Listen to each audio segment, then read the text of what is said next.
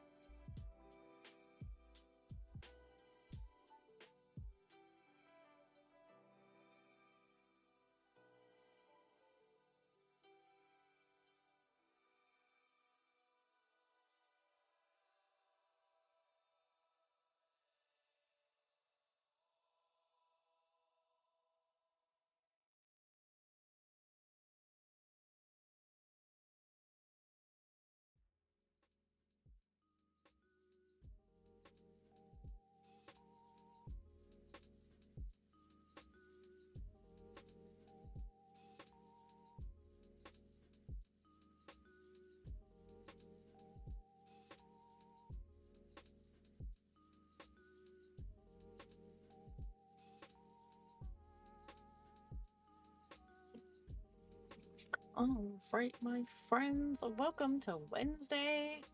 And if you guys have been paying attention, you know what day it is. It is story time. And I am super excited about that. Also, just a heads up that I don't think that I have my closed captioning going. Let's see. Oh, maybe I do. Okay. Okay, it's gone. It's just being a pain.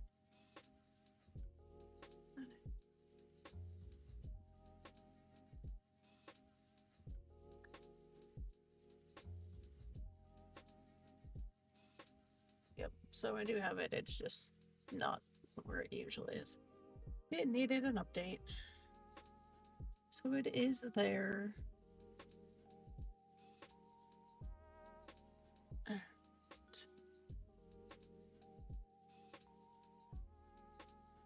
I will just have to reposition it. Because OBS decided it needed to update itself, and then it yelled at me for the closed captionings not working. So, but they are. I just had to reinstall them. So, welcome to Wednesday, and it is story time. And we are going to try for the first time to use the prompter. So, we're going to see how that works. And if it doesn't work right the first time, we're going to try it again next time.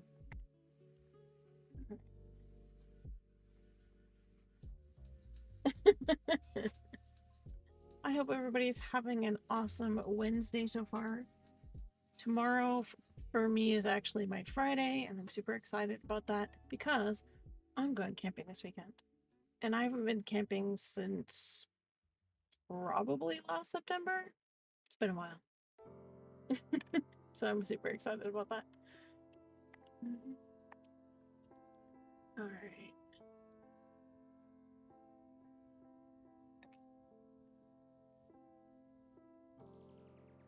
I'm gonna move some things around over here.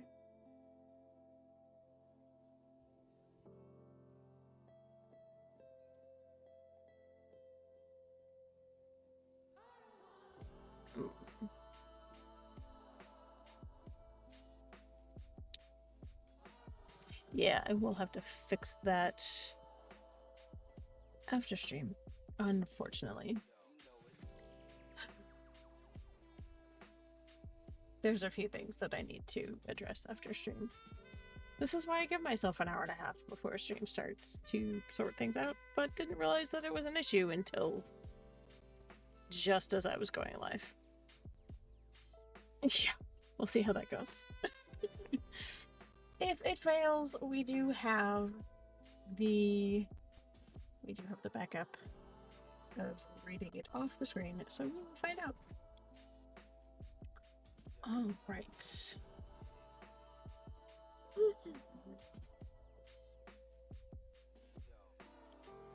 Yeah, I have a bunch of things that are suddenly not working, so yeah, I'm gonna try and keep tabs on when we have ads, but if somebody could do me a favor and like yell at me if I don't say something, that'd be cool. Because like I said, things are suddenly not working. So it's gonna be one of those days. Oh, I have a sweater behind me. Hold on.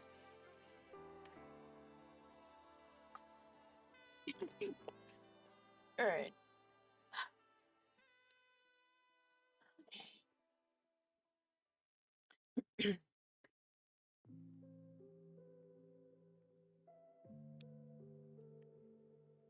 I tried to test this before stream, so we'll see how it works. So, this story is called The Flame She Carries, and it actually serves as kind of the backbone of Marin's entire arc. And you'll see why. It's not a long one, it's kind of a one-shot, but it basically holds her entire arc together. It kind of happens between it happens actually right between Warrior's Heart and Steps into the Past. So it's not super long, so we'll see.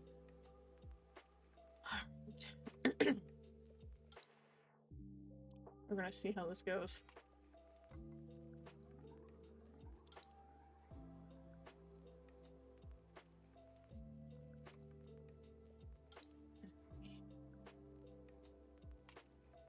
a little bit more water before I start.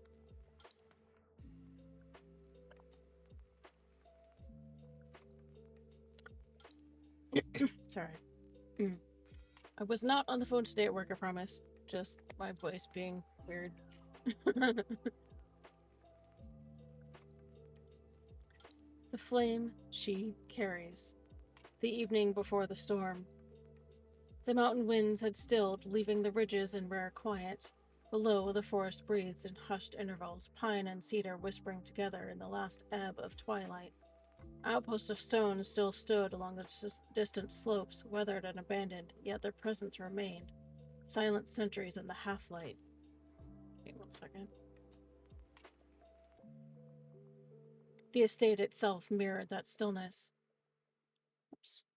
Its corridors held no sound of footsteps or voices, as though even the walls knew enough to keep their silence. The mountain winds had stilled. Oops, sorry. Nah. Here we go. At the door, Raoul straightened as Marin approached. He pulled the heavy wooden door open with a gauntleted hand, stepping aside without speaking, and then resumed his post as if he had never moved. His visor tracked her once, and then stilled. Thanks for the stealth support, just sniper. Thank you. Marin moved into the archives with her father once kept. The chamber was neither large nor grand, but its weight pressed around her all the same. Unadorned stone walls stood in their places. No banners had ever hung here, no sigils etched in pride. Jarius Durza had never needed them. He had lived his creed in the marrow of his being, not in symbols upon the wall. Yet tonight, as her fingertips traced the carved edge of the old desk, she felt that legacy pressing across her shoulders like armor she had not donned. Familiar, heavy, and inevitable. She had come seeking silence. Instead, memories met her here. The drawer resisted her pull, the wood groaning faintly as if reluctant to open. The sound carried loud in the still room, brittle against the stone. Inside lay fragments of a man's life. A stack of worn data flimsies, paper scrawled in a hand she could almost hear, and marine journals bound in cracked leather. Their spines scarred with faded insignia. She had seen them before, once in passing. Glimpses, never actually taken. Not after Galan, when grief was too raw. Not after Bastine, when her own silence was louder than any words. Not after the chapel on Catan, where blood and snow had mingled and she had wondered if her name meant anything at all. But now, something steadier moved within her, a whisper beneath her own breath. Her hand settled on one of the thinner journals, worn smooth by prolonged use. She opened it. It was unmarked, yet waiting as if the page had been waiting for her alone. There were no tactics, no orders, not the familiar marine script of coordination and campaigns. Instead, there was a sketch. The mythosaur, simple lines, yet drawn reverently. A mark carried across generations, a symbol as enduring as the iron it was once carved into, and beside it, not the Katani Jedi crest, not the sigil of the Jedi itself, but something unfinished. An idea half-formed, lines halted before they could meet, as though Jarius Durza himself had paused in the act of wondering what it might even mean. Her throat tightened. For a moment she could almost feel the weight of his hand overlaying hers, guiding with the steadiness he had always carried. He had wondered, too, what it would mean to live between two worlds, not as betrayal, not as a fracture, but as something whole. She traced the faded lines, her fingers trembling. She had been raised among the Jedi, taught to listen, taught to wait. Her hands remembered other lessons, too. The click of the rifle bolt, the press of armor along her shoulders. One second. The language of oaths spoken in Madoa and Ment. She had walked all of these paths, but when the Sith had come, when they had carved their runes into her armor and dragged her brothers into darkness, they had not seen a Jedi. They had not even seen a Mandalorian. They had only seen a weapon, a message, a thing to be broken. Her breath caught, blurring the sketch. She closed her eyes. No, she had endured. She had fought through Korriban, through Bevan's twisted shadow. Oops, sorry. Through the weight of silence and snow, she had reclaimed her blade, her breath, her name, but not this, not the question left unfinished in her father's hand. Not until now. She drew her datapad from the pouch on her belt and opened the sketching interface.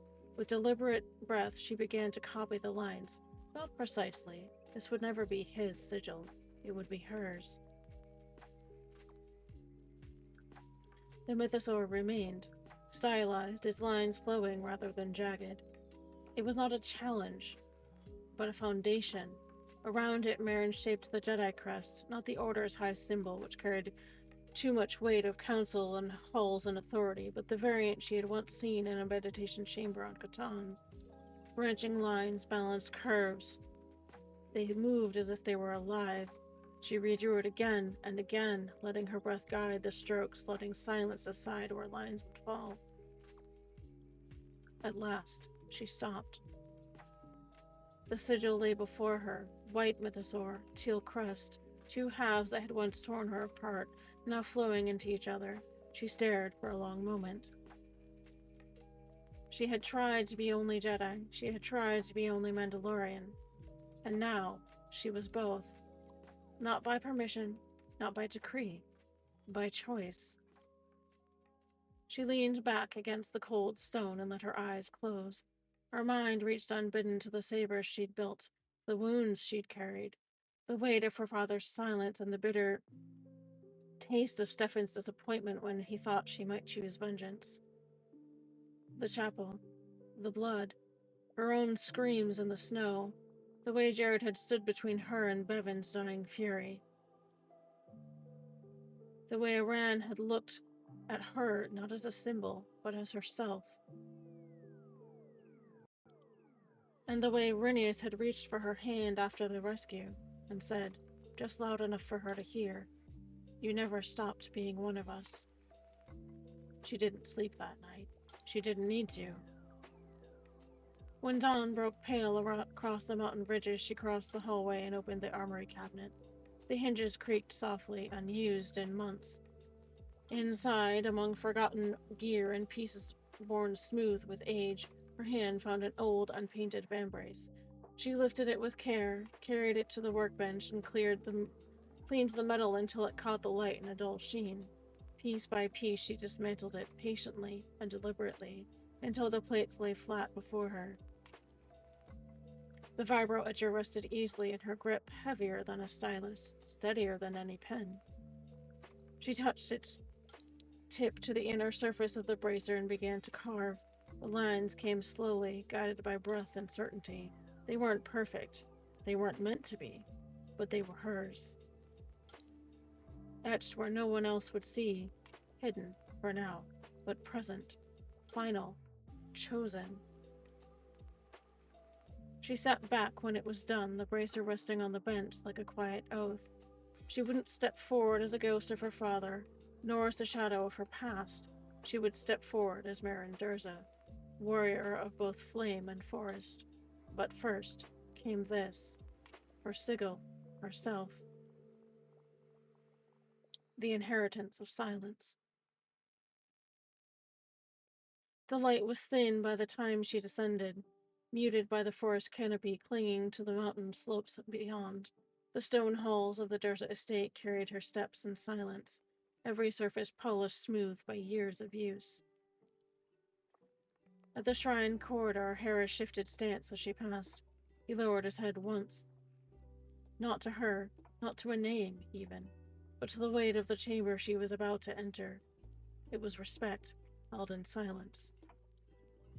Tonight, she wore no armor. None was needed. A draft swept through the passage, mountain air slipping down from hidden vents, high above. It was sharp.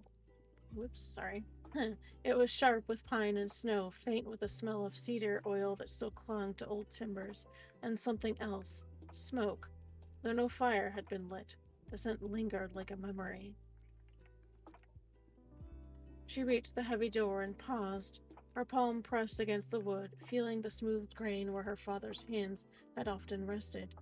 He had opened this door countless times, and though he had never told her all its meaning, she had felt it as a child, that it was sacred, not because of ritual or decree, but because he had built it himself. Built it to hold memory, to hold beginnings. She pressed firmly against the wood, and the door swung inward. The shrine greeted her with dimness. Dusk filtered down through the narrow stone vents high in the walls, its last light caught and multiplied by the flicker of candles she'd lit one by one. Their flames spread a soft glow across unpainted stone, uneven and honest in its draft. The floor beneath her feet was polished wood, sanded smooth until it glowed faintly in the candlelight. There was no altar, just a simple table, a carved niche, hewn with his own hands opposite the door.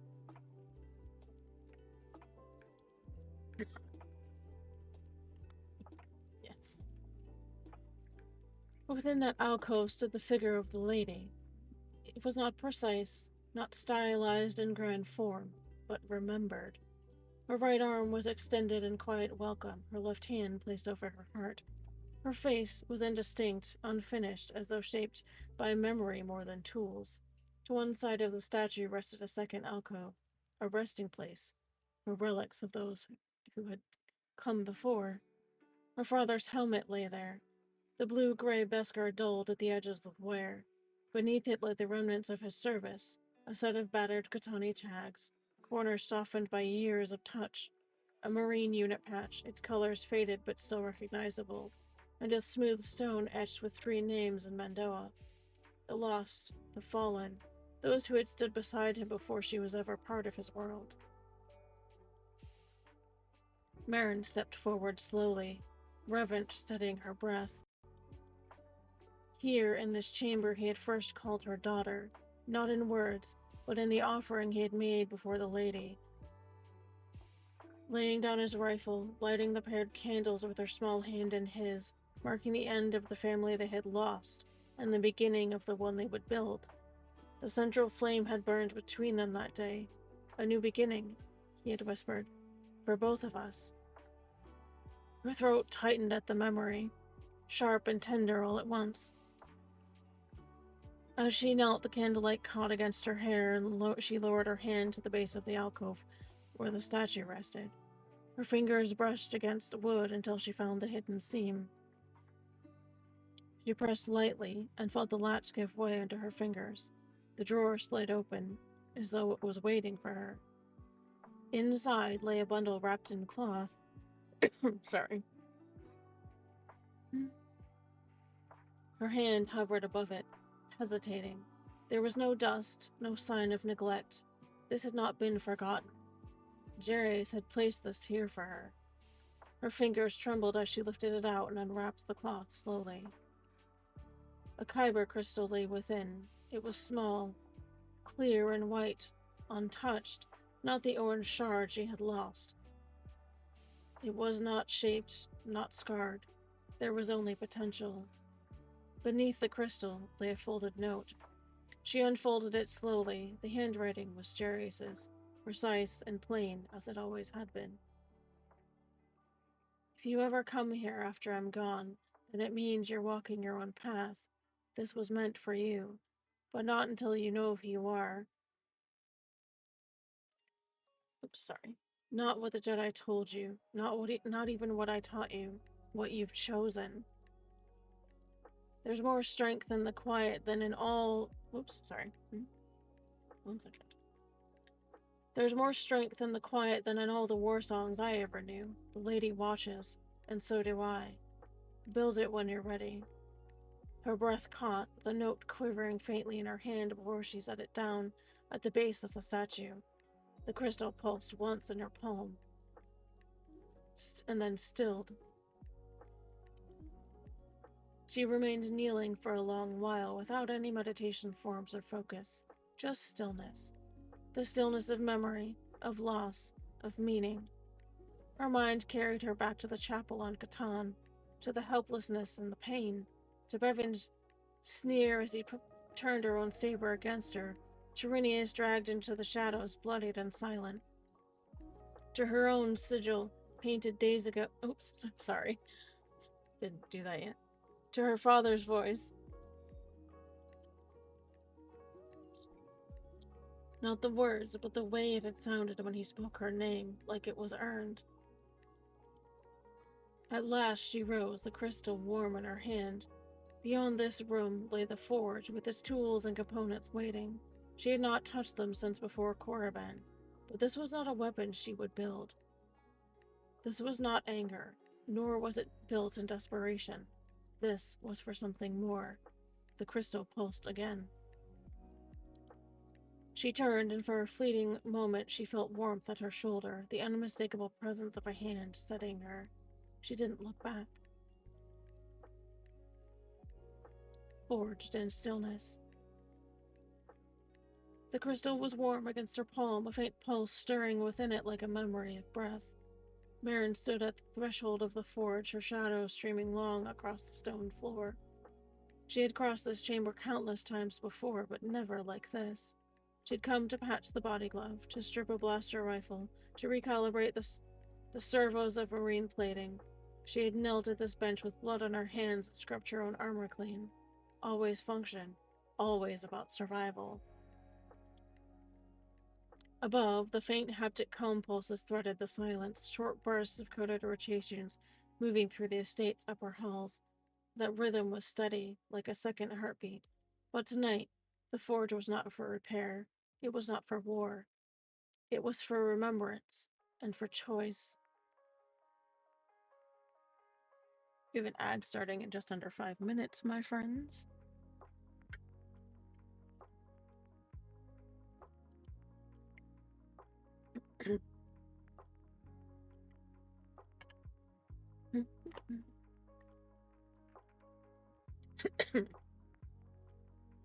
So sorry.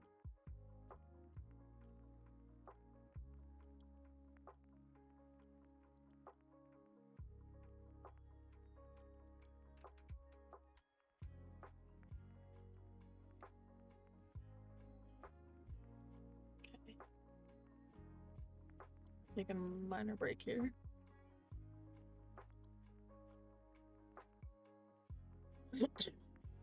The lights dimmed as she entered, attuning themselves to her presence. The system still identified her with the old clearance tag, Durza Secondary. Jarius had never bothered to alter it. She almost smiled. He had left silence coded into even the machinery. No one would disturb her. Ethan's voice was distant now, carried on clipped comm exchanges in the study, as steady and relentless as ever. Callista's watchful presence studied the tower like a second heartbeat, quiet and vigilant.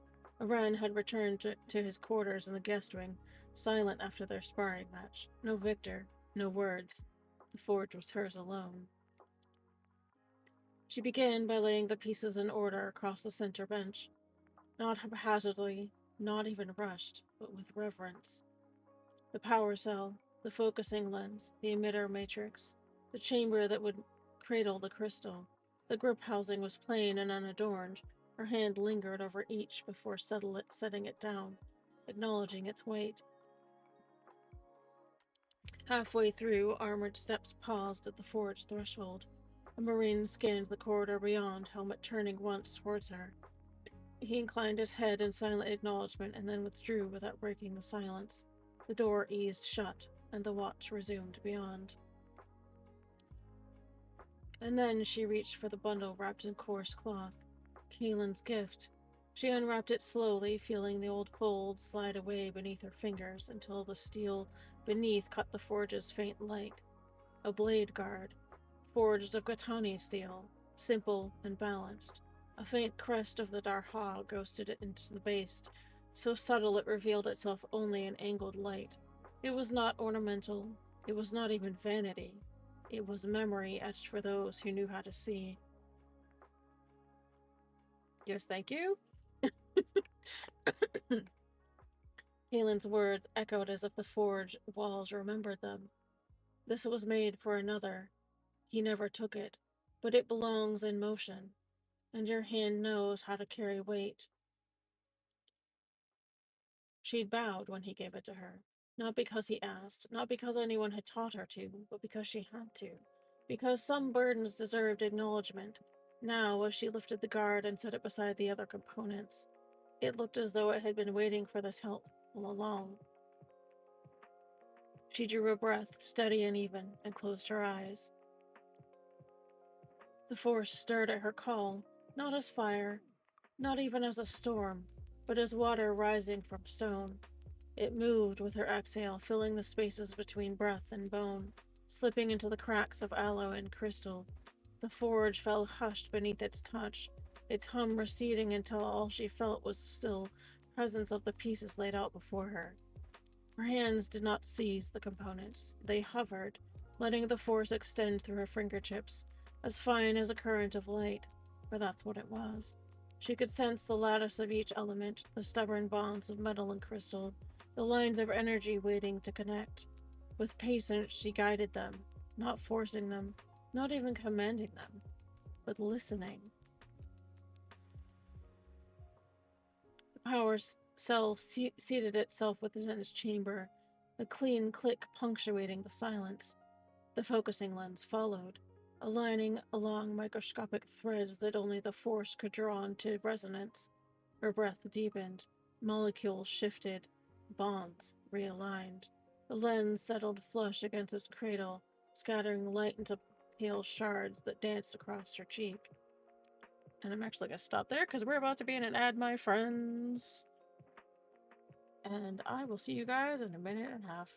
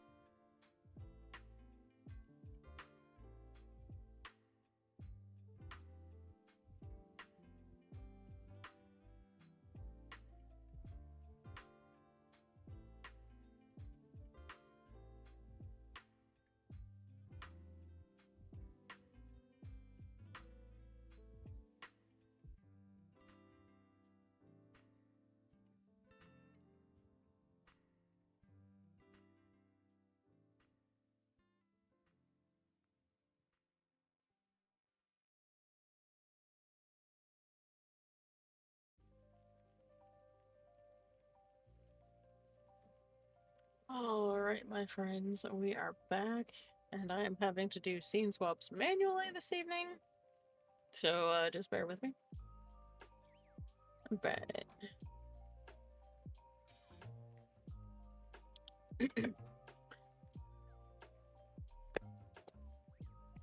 The emitter came next. She steadied her hands, but it was the force that moved through her grip, cooling where solder flared, fusing where metals resisted. Each spark hissed, but none scorched. Where Alla and Krista rebelled, she waited, listening for the balance before letting the bond seal. It was slower than the forge, but it held. Then she lifted Kaylin's blade guard. It was heavier than it looked, the weight distributed perfectly along its curve. She held it in both hands, thumb brushing the faint crest of the Darha, and let the force extend into it. It did not hum with power.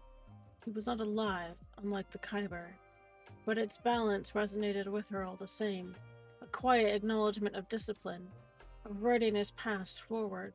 She fitted it over the emitter housing. It settled without protest, aligning with the hilt as though forged for this moment. Only the grip remained. She chose no sigil, no ornamentation. A plain Durasteel cylinder, wrapped in leather she had stripped from an old rifle sling. Oops, sorry. Actually, not even that. Yeah.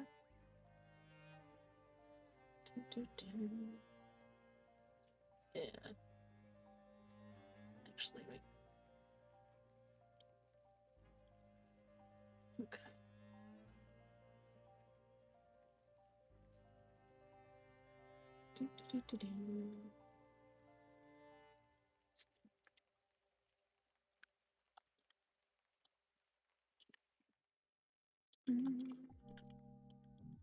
There we go.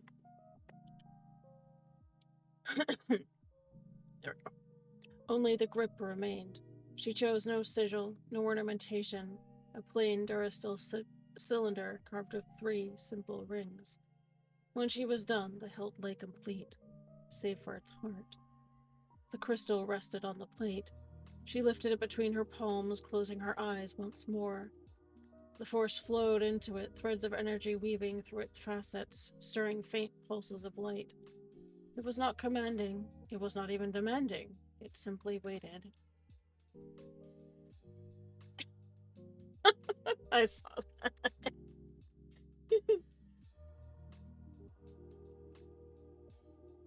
Oh, nice.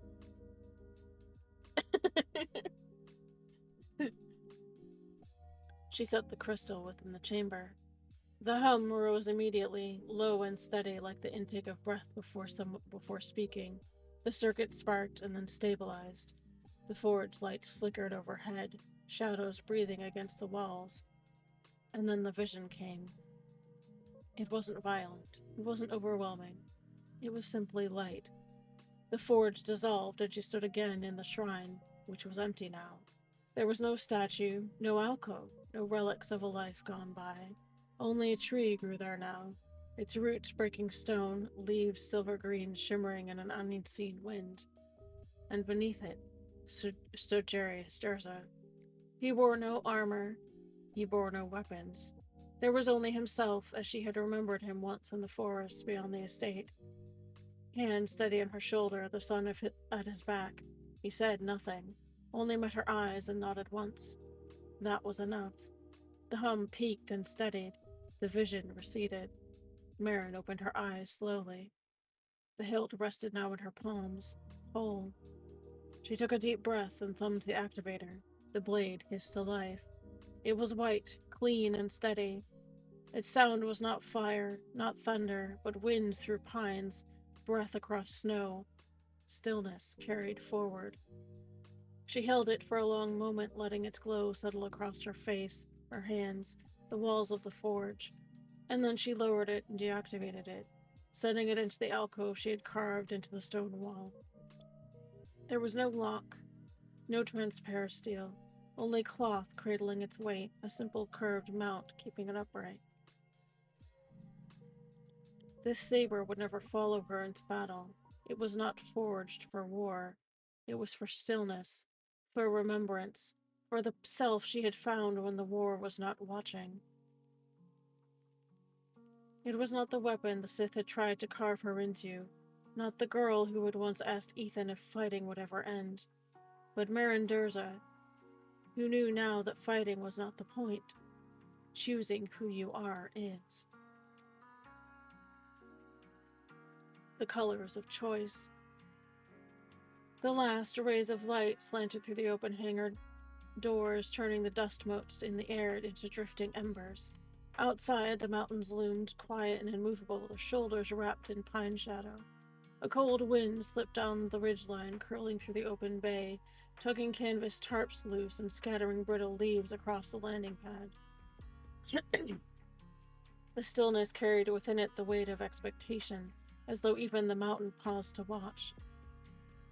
A marine's shadow moved across the outer threshold, the helmet briefly catching the visor briefly catching moonlight before vanishing again along the perimeter path. Another came to relieve him a short while later. The change was silent, the watch unbroken. No one had disturbed this place for hours. The estate beyond was hushed. Marin had chosen her moment well.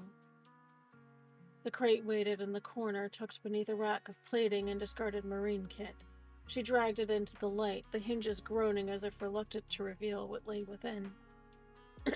Her armor gleamed in fading orange and black, her first colors. The fire she had chosen when she believed readiness was found in strength alone. She had worn these plates into the chapel on Catan, had blood in them. They had been carved by Sith blades. They were scrubbed clean, reforged, resealed, yet memory clung stubbornly to the paint, to the fire that had once burned too bright. It was time. Sorry.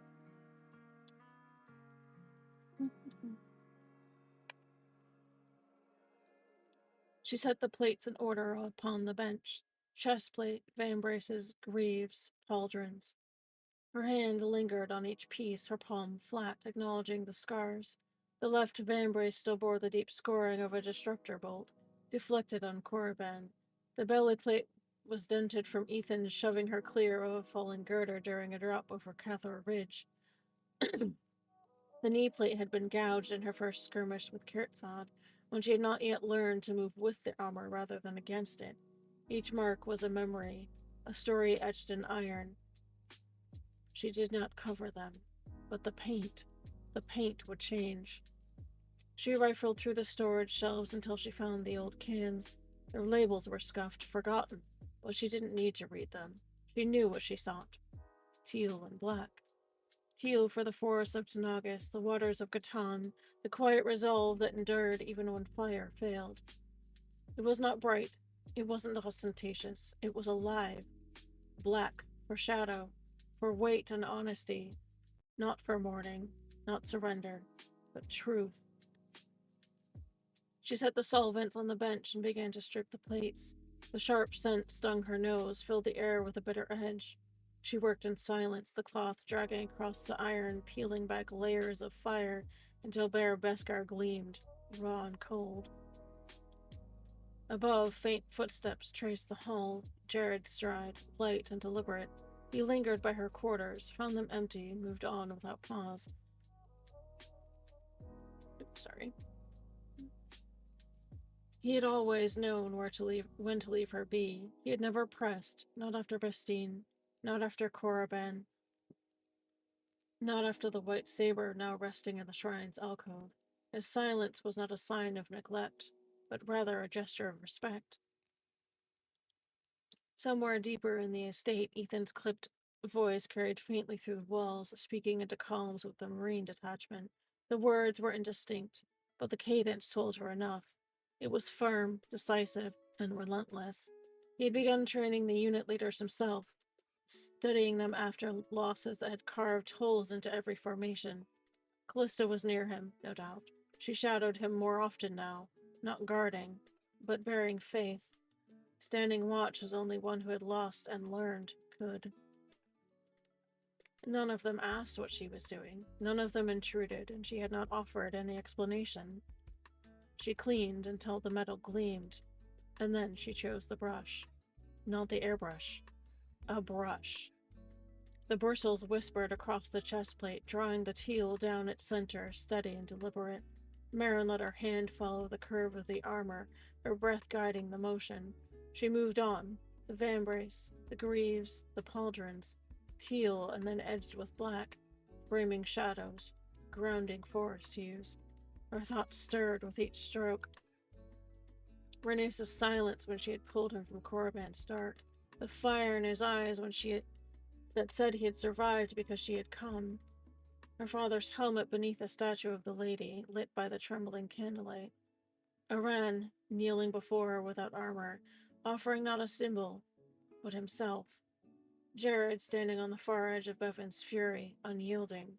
Each face, each moment, painted into the plates with every line of color. When the teal dried, she reached for the white enamel. On her right pauldron, without stencil or guide, she began to paint. Not carefully.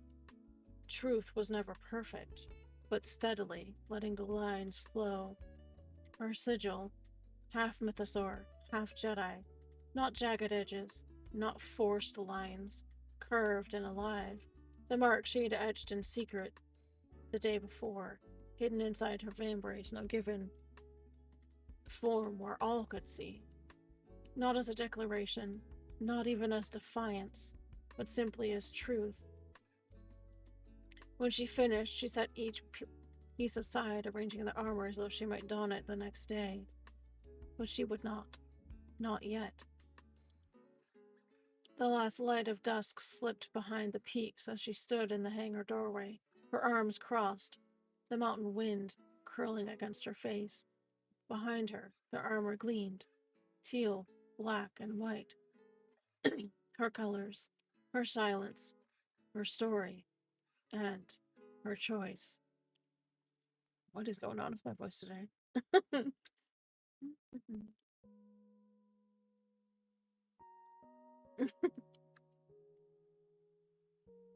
I don't know about Frosty Tools being busted, but it's possible. We're a bit scuffed tonight, but that's okay. We'll manage.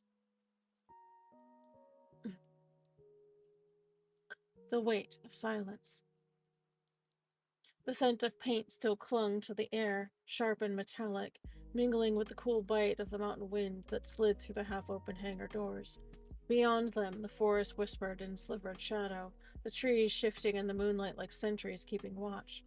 The forge lamps burned low, their glow a muted gold, enough to soften edges, enough to remind her she was not alone, even in solitude. Marin stood at the long bench, the last plate drying on the rack before her. The orange and black were gone.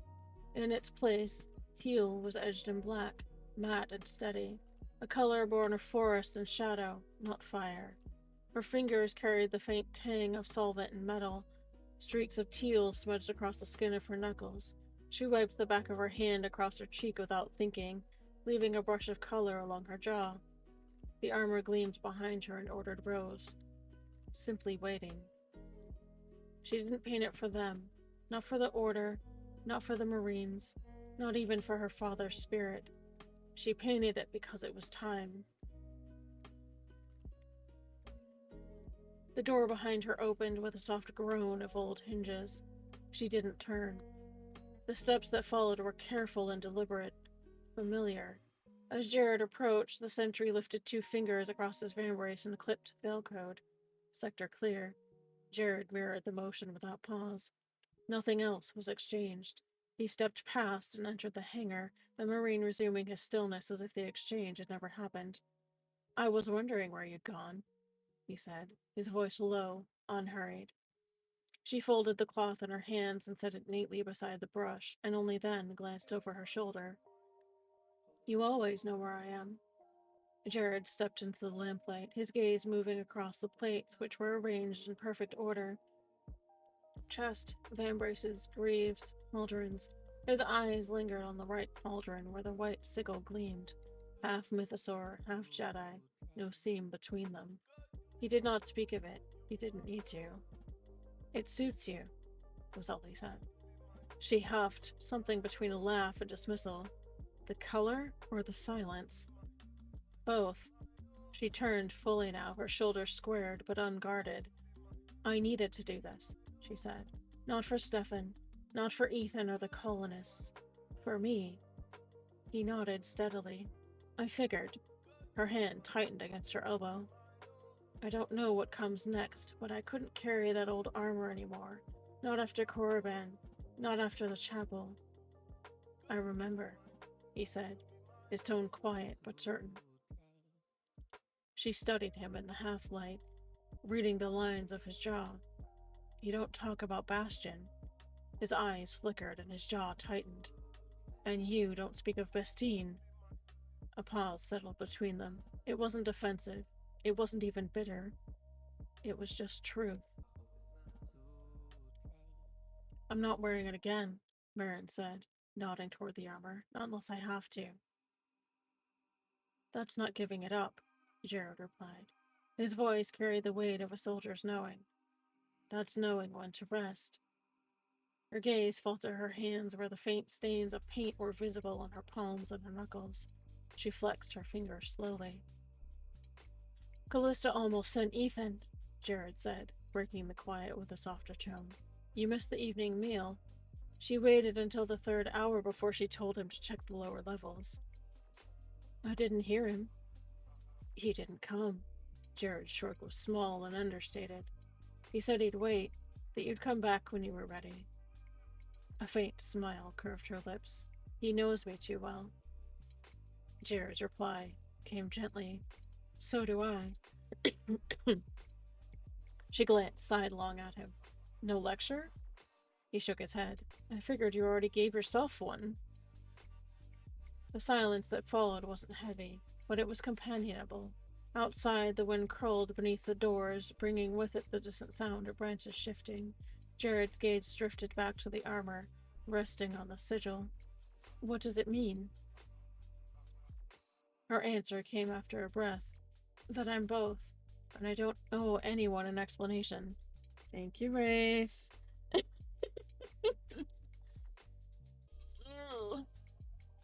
Oh goodness, my shoulders are crunchy.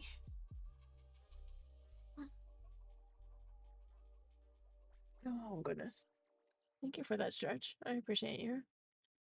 I probably need some water while I'm at it. So this is a free one.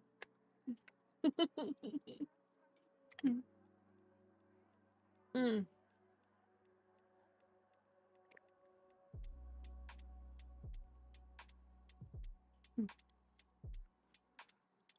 He nodded once.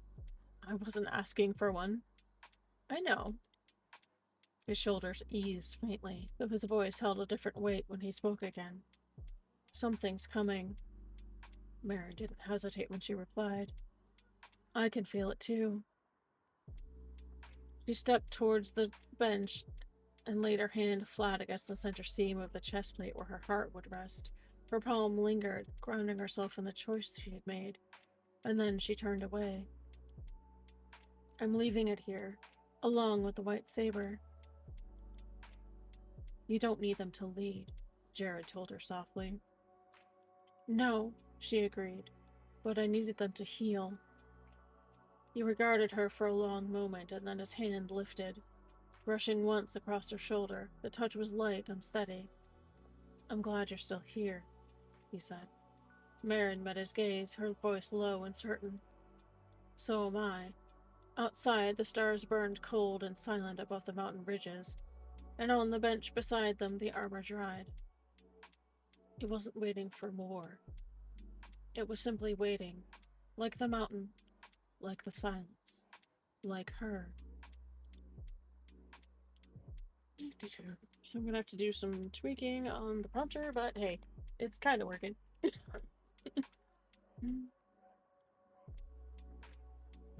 What remains unspoken? The estate had fallen into its own kind of stillness. The lamps burned low in the upper hall, their light filtering through carved stone arches until it pooled in amber shadows across the floor. Outside, the wind moved softly down the ridgeline, whispering through pine and cedar, turning the wind chimes on the balcony into low, lingering tones. Their voices were thin and metallic, mournful, but not sorrowful, like old bells calling in a forgotten language, carried on the cold air.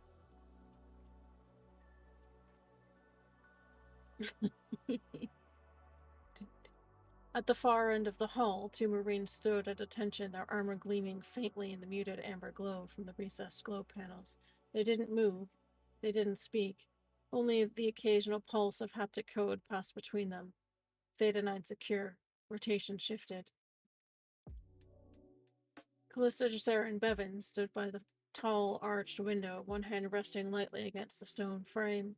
Her gaze was outward, fixed on the darkness of the forest below, but her presence drifted inward, into the space where the Force lived. She let it expand like breath between heartbeats, wide and unhurried, until the hall itself seemed to exhale with her. What she felt was not danger. It was not a warning. It was quieter. It was a shift. Not of threat, but of weight. Something deep in the mountain had moved, like stone resettling after years of silence. She closed her eyes and let the sensation carry her deeper. Beneath them, far below in the forge halls, there was a stillness unlike the rest of the estate. Not absence, not even emptiness. It was centered. It thrummed at the edges of perception like a crystal just before resonance, where its inner song quivers but has not yet broken free. She didn't need to name it. She knew what it was. She had felt the tremor of change ripple outward from that chamber the moment it happened, even before Jared's quiet presence steadied it. It was not an ending. It was not even a beginning. It was a becoming. The sound of boots on stone drew her back, soft, measured, and unhurried. Callista opened her eyes as Ethan came down the hall, the datapad tucked under one arm. His other hand rubbed absently at his shoulder, an emotion so familiar she almost smiled. The unconscious memory of an old injury long since healed. His pace was slow but not weary, steady as it always was. He paused when he saw her at the window, his head tilting slightly in acknowledgement. Yes, my friends, we have an ad starting in 5 minutes. A little bit under that, actually. You didn't go, Callista said, her voice low, quiet enough that the wind outside nearly stole the words. Thank you, Saribot.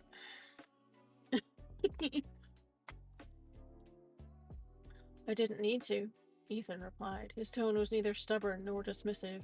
It carried the calm of certainty, the weight of a man who had trusted silence longer than most people trusted their own breath. He crossed the wide corridor to the opposite window, setting the datapad aside on the sill as if it were of no consequence.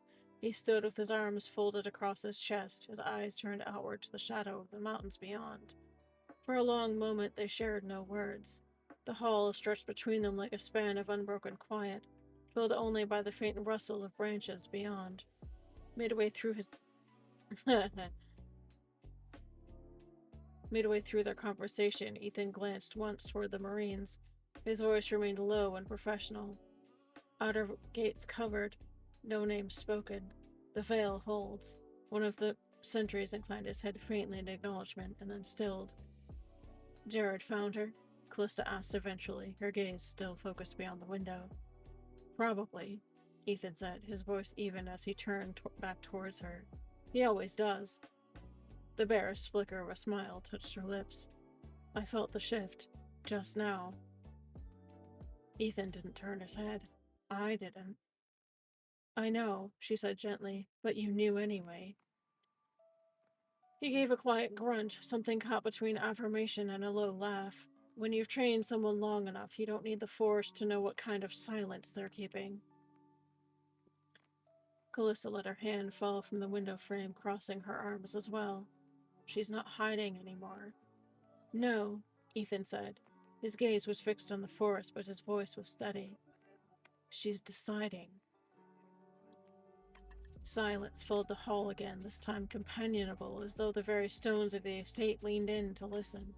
The wind caught the chimes on the balcony and set them ringing once more, a soft, lingering sound that wound itself around their stillness like a thread binding two edges together. When I first came here, Callista said, after a long pause, I thought she might never come out of that silence. After Catan, the clearing, she wouldn't let me in. She let you patch her up, Ethan said. That's not the same. Callista's voice was soft but resolute. I know. There was no challenge in his words, only acknowledgement. The quiet stretched again. Heavy, but it wasn't sharp. It carried like a weight they both were willing to hold. She's repainting it, Callista said finally. Her tone was not guesswork, it was fact, spoken with certainty. Ethan glanced at her, one brow raising. The armor? She nodded once. The colors are different. Not fire, not morning even. Something new. Yup, I know. He did not question how she knew. He didn't need to. He only said, good. Callista's gaze softened, the corner of her mouth lifting slightly. And the sigil? Ethan exhaled slowly, his arms tightening across his chest. That's hers to wear. No one else can give it to her. I did! I did, thank you. Because my buttons are busted and they're not working, so I have to do everything manually.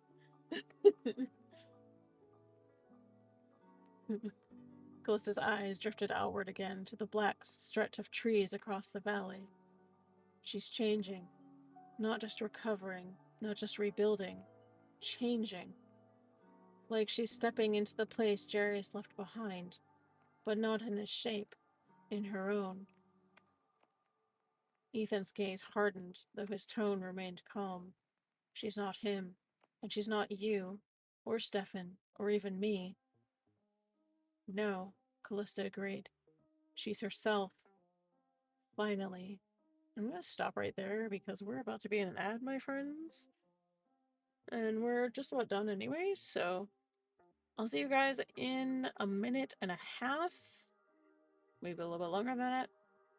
Go get yourself some water or snack. I'll be right back.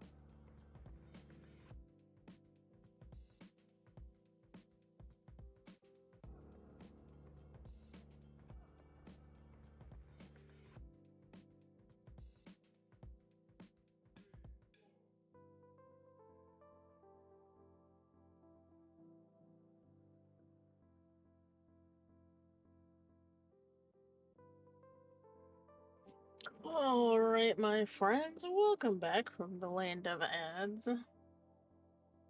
I wasn't kidding when I said that I only had a few lines left. Like I said, when we started this evening, it's a really short one. It's essentially a one-shot. It's not even a full, well, it's probably the length of a chapter because it's taken me about an hour to read it. So, hey.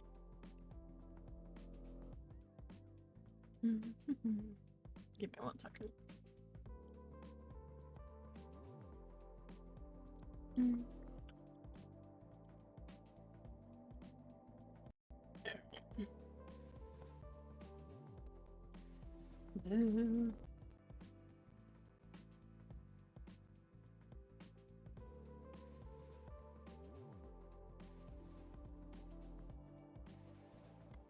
Oh, sorry. Oh my goodness.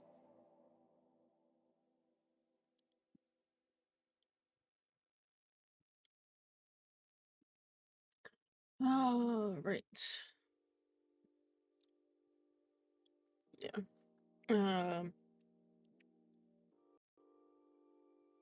The words lingered in the hall, suspended like ash carried on the wind. Ethan gave a single nod, small but the kind that meant everything.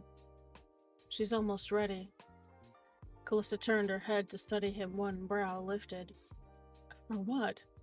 Ethan's reply came without hesitation. His voice was low, steady and certain. For whatever comes next. The words settled like stone placed upon stone, final and unshakable. They stood together in the hall a long while after, saying nothing more.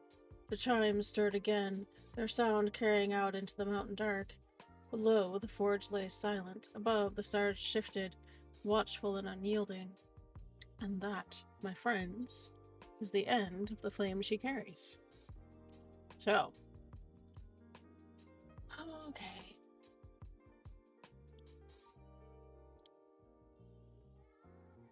So, fun times. Alright. Yeah, I'm gonna have to do some work on some settings, but that is the end of the flame she carries. It is, like I said, it's probably about the length of a chapter. And it really serves to kind of bridge into steps into the past, but it's really, like, honestly, it's the spine of her entire arc. Because it really brings her early story, like, full circle. So I'm actually really glad that I got to write that. So, I know this was super short, my friends. You can hang out and chat for a little while longer if you like. But you can also have your evening back if you prefer. It is a Wednesday, so.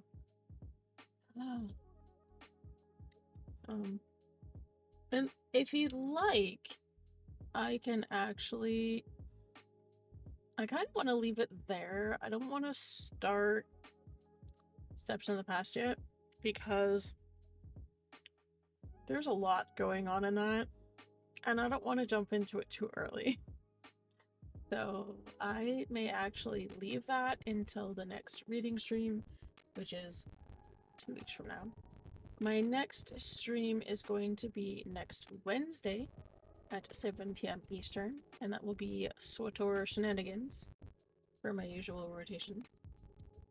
And we will be probably running flashpoints, or we could be doing some leveling. I haven't decided yet. That is going to be with my usual crew, Wraith, if he is up to it, and Ajo and his brother. But also, as always, if anybody is interested and would like to participate in our Flashpoint shenanigans, you are free to join in. We usually have at least one spot open, unless it's all 4 of us. But I'd be happy to have people rotate in if they would so desire. So that is what's on the schedule for next week. And story-wise, let's see. I am about 3 chapters away from being finished with the rewrite for Steps in the Past. It has been It has been a project. It it was originally 23 chapters that were very short, and by the time we're done, it's gonna be like 30 chapters, something like that. So it's kind of taken on a life of its own, but in a good way. I think that the expansion that I've done has actually done it a good service, much in the same way that the rework has done for um, Train Your Daughter and To Honor the Departed as well. And there's also some kind of companion stories that I want to write that I kind of got inspired to even start thinking about when I was working on actually the rewrite of Age of Darkness, which is kind of on hold right now while I finish Steps into the Past. So there's a lot of moving parts, but I'm really liking how. Ooh, sorry. I'm really liking how her whole arc is just kind of coming together and kind of just really kind of woven into each other. It's taken a lot of work, especially with all the work that I've been doing lately. It's been, I guess, 3 or 4 months now that I've been doing that, and it's really important to me to keep the stories, you know, going, and to really give them the detail that they kind of deserve. You have to remember that all of these were written with a group of friends when I was in high school. And if you read the original versions, you can kind of tell. So I've really been working on that to polish them up and give them more detail and more depth, and I think that I've been able to do that. It's not been easy. There have been nights when I don't sleep because lore gremlin brain goes off the rails. And sometimes I don't sleep because my body just won't let me. Chronic pain is a thing. Yeah. But yeah, I am an unapologetic lore gremlin. So please feel free to ask me all the questions you like about stories, the lore, all of the lore. I'm still creating lore. This has been our little pocket universe for 25 years. Yeah, a quarter century, my friends. That is a scary thought. And there's quite a few of the characters in the stories that I did not originally create. They just kind of became mine and have taken up residence in my brain, free of rent, and they are not ashamed of it. So I've actually been able to really kind of flesh out a lot of these characters, and I honestly hope that I'm doing them justice, especially the ones that aren't originally my brainchild. That's a big thing for me, is like, I really hope that, hello Lord, I always know it's you. I hope that I'm honestly, that I'm doing them justice, and that they really just kind of live in the story as I hope that they do, because it's very difficult to take someone else's character and kind of make it your own, which I've had to do that because I'm the only one still left of our original writers group.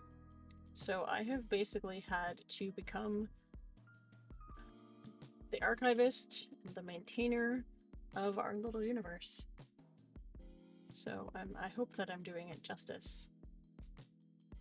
Alright, it's 8:20.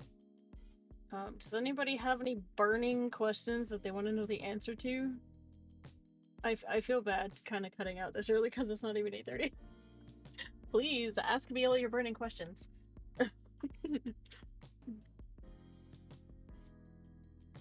And it can be You can ask me questions about a particular character, you can ask me questions about the stories that are kind of written, you can ask me questions about stories that I'm currently working on. I have many plates spinning at the moment as far as stories go. Probably too many. I've had to discipline myself and only work on one thing at a time. So, yes. I hope you're doing well, Lord. It's good to see you.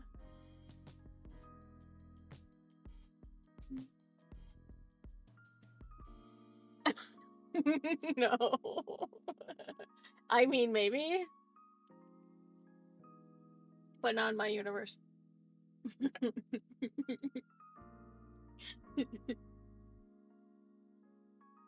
I don't know if my sound effects are gonna work because my stream deck is being a pain in the butt. Oh, did it? It kinda did.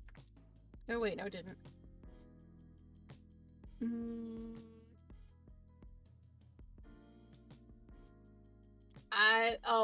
Probably?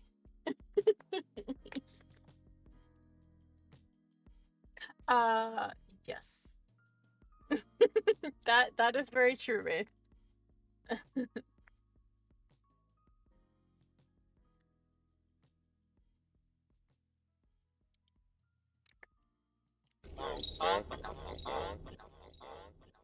Oh, sorry. That was reverbing a whole bunch, I'm sorry. Yeah, I'm gonna have to do some work. I think the OBS update kind of borked my stuff a little bit. Maybe it's a good thing I don't stream for a week after this. Oh. Yes, about that.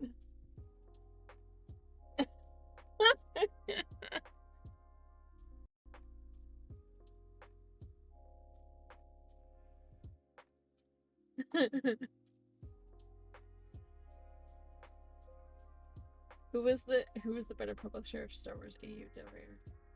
I don't actually know.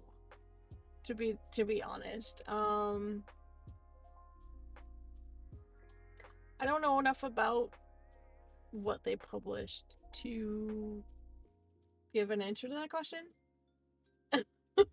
Sorry. Are you talking about the graphic novels? Or the books? Sorry. That's I'm trying to answer your question, Lord. I'm probably failing. Terribly.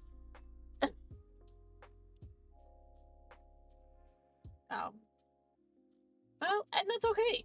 You know, everybody's entitled to the things that they like, and there's absolutely nothing wrong with that. For me personally, I really liked a lot of the EU novels. My favorite is probably I, Jedi, actually.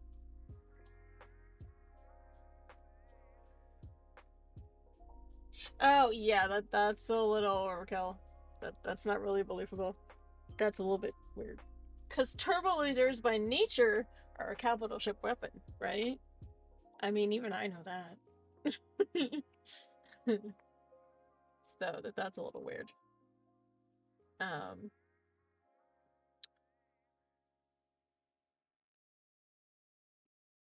Yeah, yeah, I do remember some of that. I do remember a bit of that. Okay. For those who are curious, I do. I'm actually considering my words. I can't English today, and I wasn't even on the phone all day, so I don't know what that's about. But for those who are curious, I am actually in the process of kind of brainstorming an origin story for at least one or two characters that were not initially mine, but with everything that I've been working on story-wise, it just really kind of inspired me to think about these particular two characters. And Wraith may know the two that I'm talking about.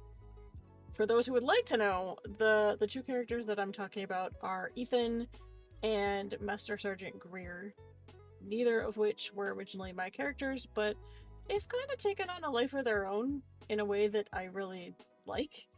So I was really, really inspired to consider writing an origin story for each of them. Don't know how long that's going to be or when I'll start working on it, but it's definitely in my list of things that I want to do in the future once I get some of Marin's things in a more finished spot. So I don't want to be jumping around too much. Yes, but I was doing a bunch of jumping around when I first started doing the reworks. So I have tried to not do that because it messes with me. I can't keep track of where I'm at.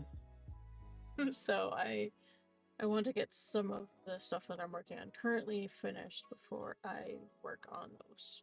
But they're definitely on my to-do list. Alright. Does anybody else have any other questions? You can be a lore gremlin and ask me really obscure things. Related to the stories or the characters or something that hopefully I will know the answer to. So, there's no guarantee, but I will do my best.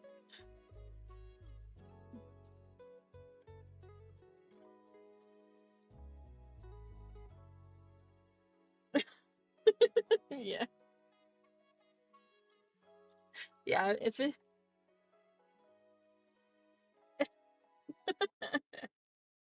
no, that probably didn't help either, actually. But it got my brain working. Yeah. I have a lot of potential story ideas kicking around in my brain. I should probably make a list. Somewhere I have a list of potential story stuff kicking around. But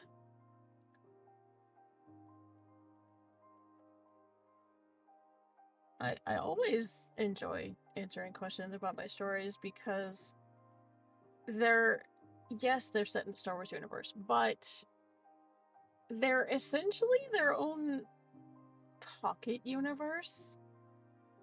I mean, really, when you think about it, because we don't have any... Oh, sorry. We don't have any canon characters, so you might hear mentions of, like, Luke Skywalker or people like that, but they're not actually in the story. And I did that on purpose, actually. The bulk of Marin's arc, well, specifically Marin's arc, takes place in, like, 55 ABY, so 55 years after the Battle of Yavin.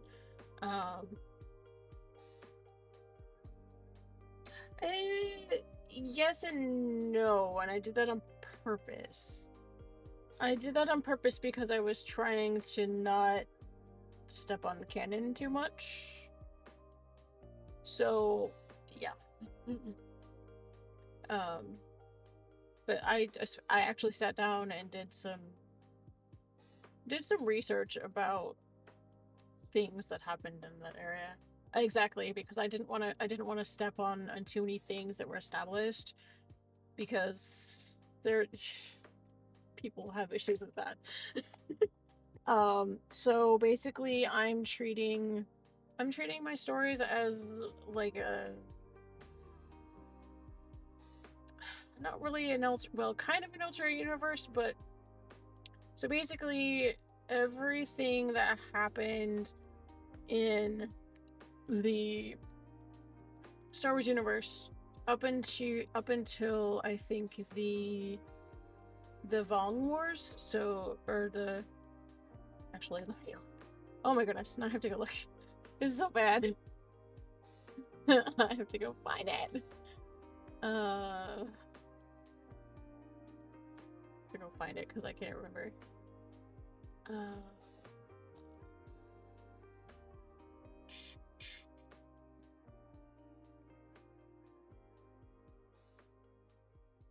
me see. Here we go. I had to find it. No, that's not what I want, actually. Give me 1 second, guys. I'm actually looking for something. Here we go. That's the one.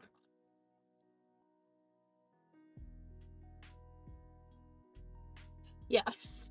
But I actually sat down and did some cross-referencing with, like, the events of, like, the movies and some of the expanded universe novels, and I was really trying to think about, okay, I need a time frame that's not going to be, like, with all this other stuff. So,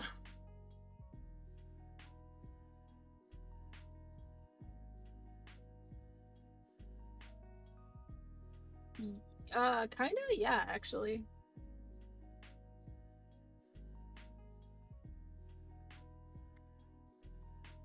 Ugh. I'm having all kinds of issues tonight with all the things, so I don't think it's necessarily just you. Everything is deciding to hate me today. Um, so, yeah, so, yes. So, according to my timeline, it basically picks up at the end of the Yuzhanvong Wars, which is, if memory serves, 29 ABY, and then kind of everything from in my arc kind of picks up from there. When we get to um, let's see.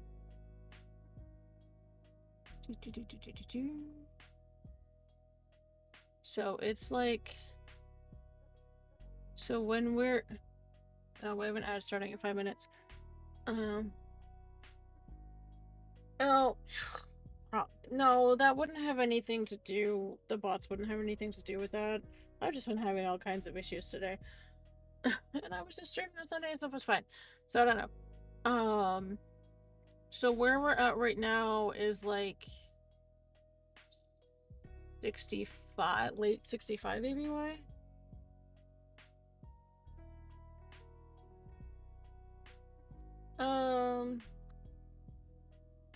Well, I specifically set my stuff after the Zhangbang Wars, like, on purpose.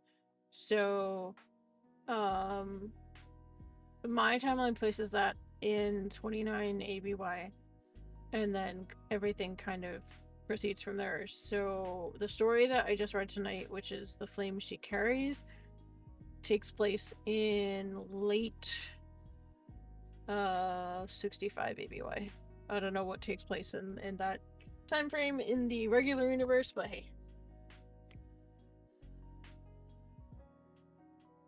Oh, but I don't know. Anyway, like I said, it's an alternate universe essentially, so it doesn't necessarily have to follow canon that close. So, all right.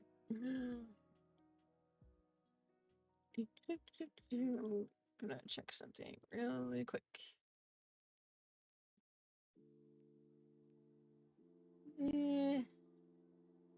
Yeah, I don't know.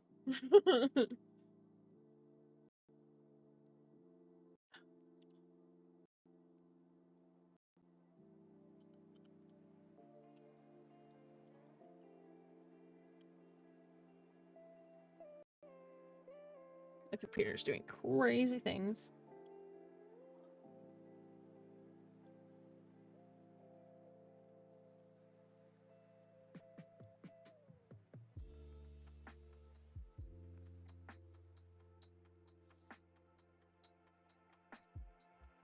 Yeah, I know. That's why I was like, yeah, I'm referencing some events, but so okay. So actually, according to Wikipedia, I am correct. But like Lord just said, canon kind of went out the window after a while. So yeah, yeah.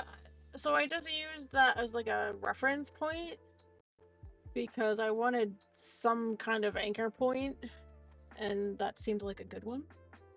So that's the anchor point that I chose, and kind of everything kind of branches off after that. So that's where we're at, pretty much.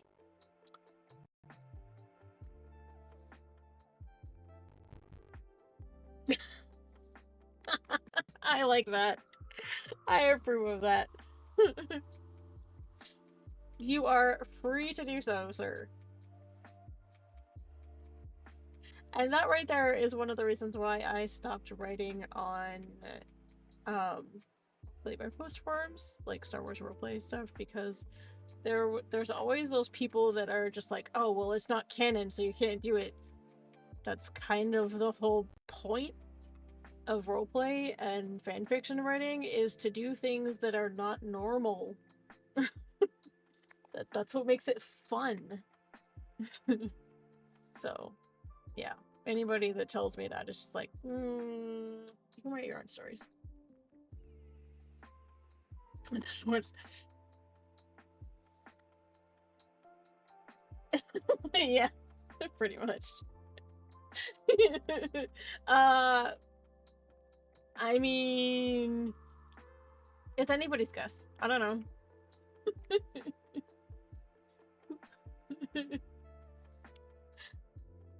But yes, I agree completely, Lord. I am of the same mind. I have always felt that way, honestly. So, right there with you. As to your comment, Wraith, maybe. We'll never know. We have an ad starting in 14 seconds, my friends. So I'm gonna go to... My buttons don't work. I have to fix that. Yay for OBS updates. I will be right back.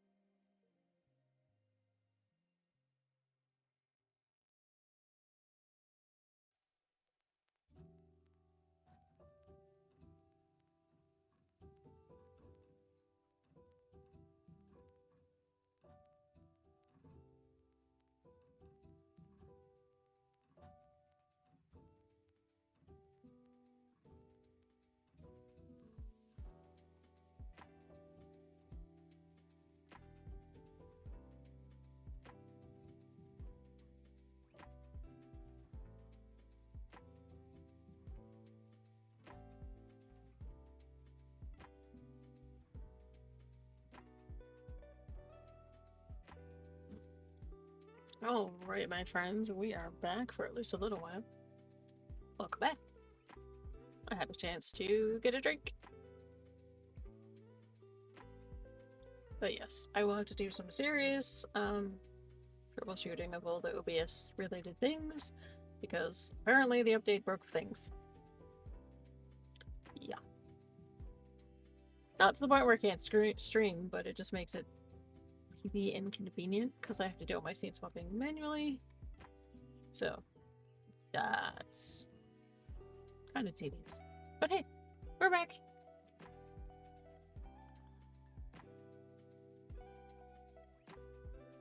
Yeah, no, I agree completely on your comment, Lord. That's kind of where I'm at with my stories too, because I mean, I've been writing for a quarter of a century, so when you get a pocket universe that's that big and detailed, it you kind of have to just go your own way, because it's never gonna be lore accurate. It's not meant to be, and that's the best part of it, honestly. And I would not have it any other way. I don't know what I would do if I was constrained, if I decided to stick to lore accurate. I would find that very boring. Because it's probably been done 20 million times. That's why places like Archive of Our Own are fabulous, because their whole purpose as an organization, which is the Organization for Transformative Works, their website for fanfictions is called Archive of Our Own. So there's fanfictions, there's poetry, there's all kinds of stuff on there. But their whole purpose as an organization is to preserve fan works. They're not in it for profit. They're a nonprofit, actually. So that's their sole purpose for existing, is to preserve fan works, whether it's art, whether it's videos, whether it's music, stories, anything of that nature. That's their sole purpose for existing. So that's one of the reasons why all of my stories are over there, because I am completely and totally behind what they do. Yeah, that's my soapbox moment for the evening, I guess. um, their editor for posting can be a little funky, but once you get used to how it works, it's actually pretty user friendly for the most part. So I enjoy it. One thing that I did like about fanfiction.net was the ability to upload like Word docs as chapters. That was nice. But the downside to fanfiction.net is that they're really not out to help you as a writer. Like, I really honestly feel like Archive of Our Own is just a better place to be as a fanfiction writer. Because that's really why they exist in the first place. And you can also, if you feel like it, lock down your stories so people who do not have an account can't access them. I had to do that for a while because I had somebody swipe my stories. So they have extra security features for you as a writer that are very helpful. So again, that's my soapbox for the evening. Yeah, I had to start offloading all of my story ideas into like a Google Doc or several, because I can't keep them all in my head. I really can't. I would love to, but my brain doesn't hold all that much.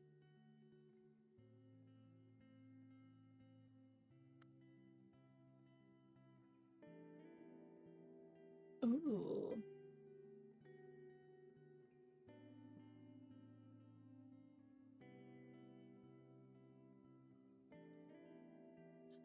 I think I remember you sharing some of that story with me, but I could be wrong. It's been a long time. You'll have to share that with me again, because I don't remember. But I always find your stories interesting, so I would love to check that out again. But thank you again for wandering by, Lord. I know! My goodness, it really has been. I was just thinking that. Yeah, it's been a long time. So that was high school-ish. And I started writing these stories, I think it was like a sophomore or something. I don't know. It's so hard to keep track of sometimes. It really is. Um, but honestly, I wouldn't have it any other way. I really enjoy what I do as a fanfiction writer. I'm not out to make money. It's literally just my massive nerd hobby. So,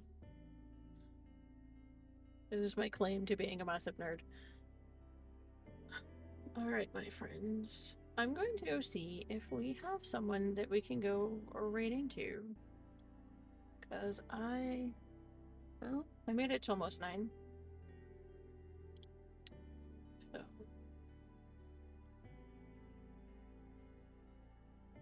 there's been a lot going on at work.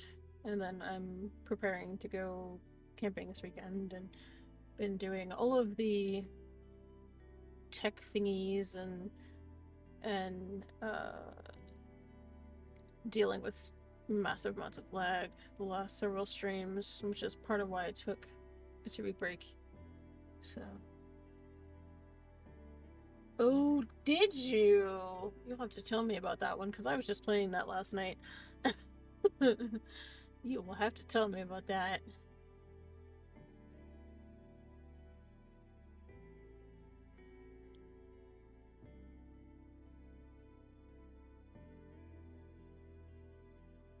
Let's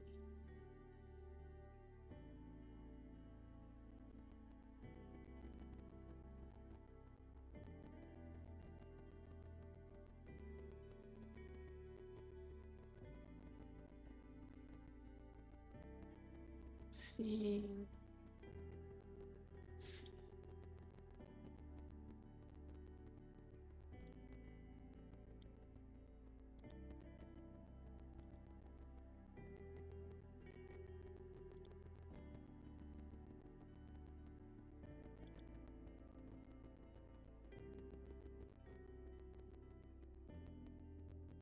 Yeah, I did see that, actually. I really hope that they get it sorted, because that's unfortunate. Um, let's see. I'm gonna check the writing and reading category and see who's around. I'm really trying to reach out in that category and make some new friends, because there's some really neat people.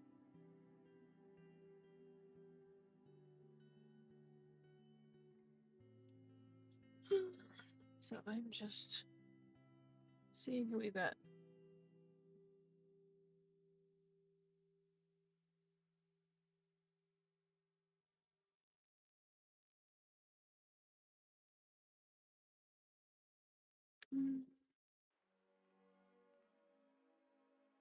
And in case you guys didn't know, for anybody who's part of the Survivor Squad community,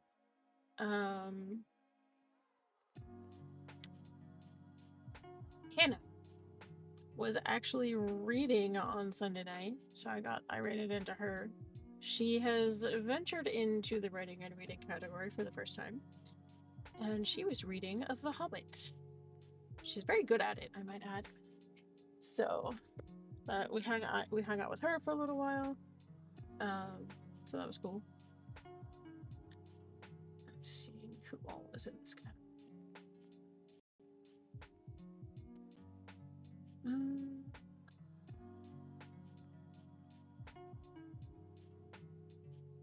Let's see.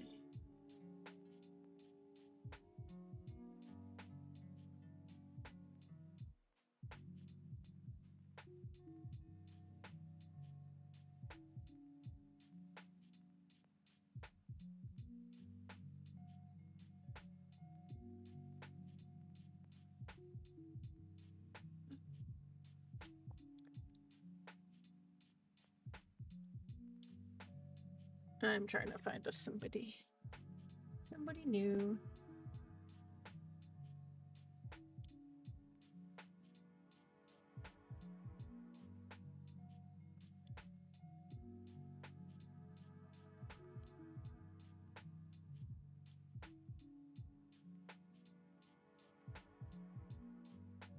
Hmm.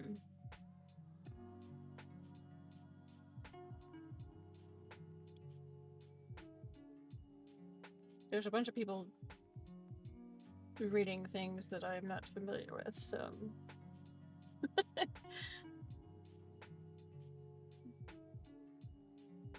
see. Can one of my mods please let me know if we're about to hit an ad? I feel terrible.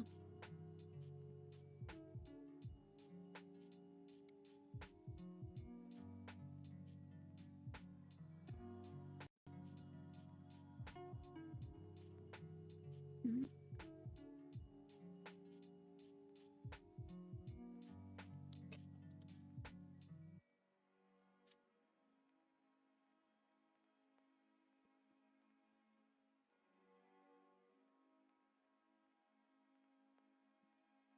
Yeah, good.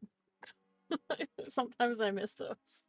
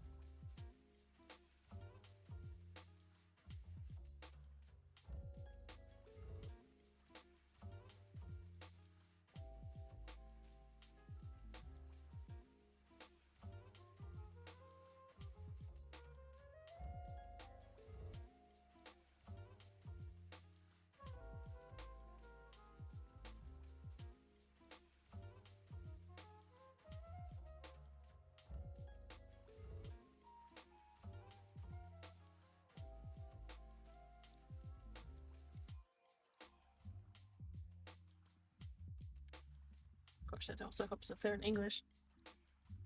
Yeah, that's true. So I'm trying to get out of here before that.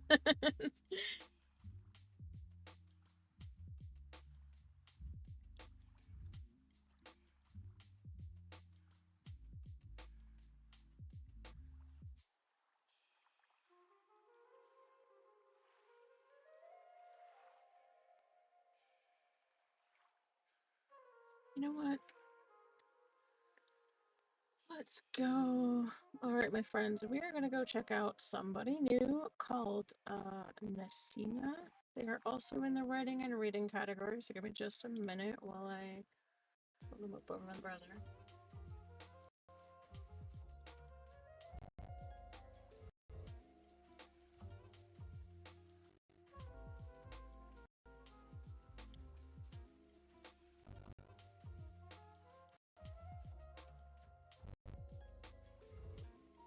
Oh, that would be great if it actually worked. Come on. Oh.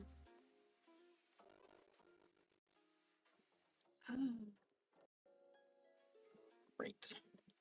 Nothing wants to work for me today. Like, I'm trying to get all the things working, and it's just like, no, no, you can't mesh. You're not allowed to. It's just gonna be one of those nights. Sorry, my friends. Technical issues.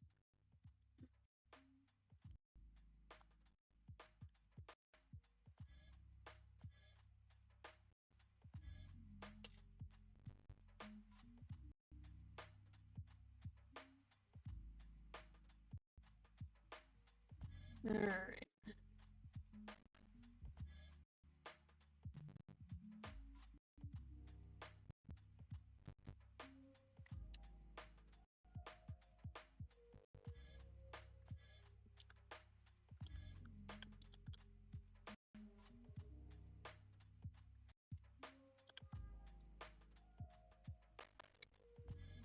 So we're gonna go say hi to Nasina. I believe that she is actually. I think that she's actually writing, but I'm not. I think that's what she said. But give me just 1 second. We're gonna go say hi to her. I'm trying to read somebody new, so if you guys would be so kind as to follow me along, that would be fantastic. So we're gonna go say hi to Nasina. And I hope you guys have an awesome rest of your evening. and a great end to your week. And hope you get some good rest tonight. And I will hopefully see you all next Wednesday. Take care, my friends.